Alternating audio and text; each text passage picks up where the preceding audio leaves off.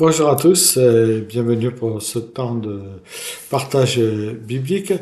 J'aimerais parler de cette histoire des trois petits cochons que je pense la plupart d'entre nous connaissons. En général, les contes pour enfants ont de nombreuses fonctions, parmi lesquelles figure souvent l'apprentissage des dangers que l'on peut retrouver dans le monde d'aujourd'hui. Ils sont souvent assujettis aussi, en tout cas ceux que moi je connais, assujettis d'une morale visant à poser des repères sains pour la vie en société. On y traite souvent des thèmes récurrents comme l'amour, le choix, la prudence aussi, et bien d'autres thèmes. Et il me semble que la plupart d'entre nous connaissons l'histoire des trois petits frères bâtisseurs, les trois petits cochons, plus ou moins prévoyants, qui choisissent différents matériaux afin de construire leur maison dans laquelle ils sont censés s'abriter des dangers extérieurs. Et au final, on peut dire que la morale de ces trois petits cochons montre que la prévoyance et le travail sérieux finissent toujours par être récompensés. Construire sur des bases solides permet, on le sait, de faire face aux épreuves différentes de la vie. Et celui qui se prépare avec sagesse et en plaçant sa confiance en Dieu est mieux protégé lorsque vont surgir certaines difficultés de la vie de tous les jours. À l'inverse, rechercher la facilité et vouloir vivre sa vie comme on l'entend peut nous rendre beaucoup plus vulnérables et nous conduire même à une certaine fragilité. Cette histoire du conte anglais des trois petits cochons, au départ, qui a été popularisée par Walt Disney, me rappelle fortement les paraboles de Jésus dans le Sermon sur la montagne, dans Matthieu 7, versets 21 à 24, où il est question de personnages qui bâtissent sur le roc et d'autres sur le sable.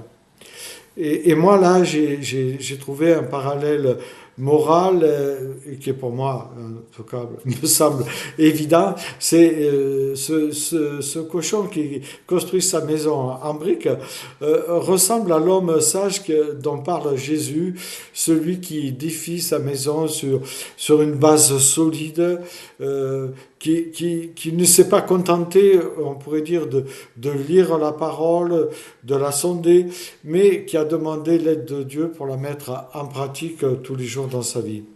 Et quant aux deux autres petits cochons, pressés de construire leur maison, où l'un préfère la construire en paille et l'autre en bois, tous deux m'ont fait penser aux personnes qui recherchent en fait la facilité en se conformant au siècle présent et qui réfléchissent pas trop parce qu'elles se laissent façonner par l'esprit du monde, par ce qu'elles entendent, ce qu'elles voient, et elles finissent par refuser d'écouter la parole ou elles l'entendent sans vouloir la mettre en pratique ou peut-être la mettre au goût du jour, comme dans les valeurs du monde, où il est question d'apparence et d'évoluer, en fait, d'une certaine évolution.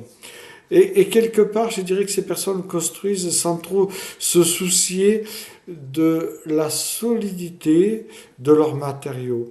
Ce sont des personnes dont Jésus dit qu'elles construisent leur maison sur du sable.